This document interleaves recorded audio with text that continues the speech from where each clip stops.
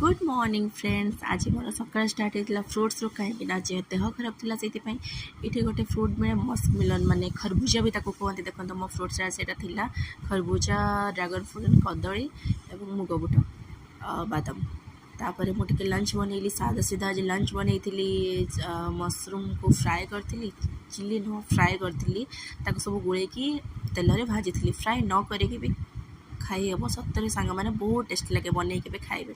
Then माछ थी माछ डुगु सब रुहे तो ये एक्सट्रा थी तो माछर चटुणी डालमा छतुर फ्राए माछर चटुणी सादा सीधा लंच थी। मु भात खाइनी मु ब्रेड खाइली हजबैंड और पुओं पुओ तो मशरूम खाएनी तार डालमा और माछ भजा। आपण मैंने आज सब कौन खाइले कमेंट कर जनइबे। वीडियो भल लगी लाइक निहाती करेंगे। मोर आज लंच तो बहुत यम्मी थिला। ये मोर पुअर चलती खेल सब बड़े जीव डिमांड आ कि ना कि नहीं आइब खेलना सब बड़े आउ सब खेल मुणब भांग तार कम या रही सांग मैंने।